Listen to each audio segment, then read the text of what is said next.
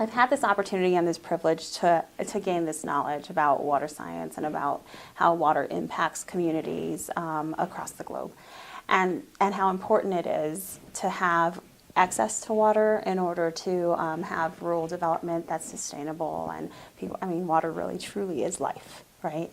So I really wanted to pursue it to help improve other people's lives. And to make an impact on a global scale, not just on a local scale, right? I feel kind of not obligated, but I feel privileged to be able to assist other people when they need something that I know something about or need something that I can assist with.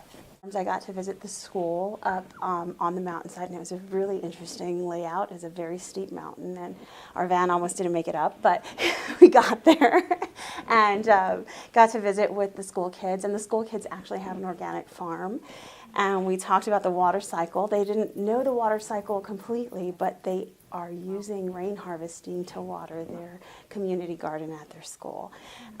They take a lot of responsibility for that, and it was really great to see kids who are like, I don't know, first grade through maybe sixth grade doing this kind of work. It was really awesome. I think visiting the rural communities that Salvatierra is working with was probably the most touching. I got to meet people who have been through some incredible atrocities, right? Who have seen some serious war and violence in their country, and who are working together to fight for peace through reestablishing their communities. To me, it was very inspiring to see them bringing peace to Colombia through ag. I mean, that's such an innovative, different way to promote peace and redevelopment in the country.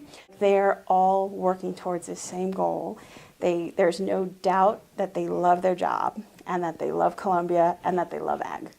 And I just found it incredibly inspiring to work with people like that.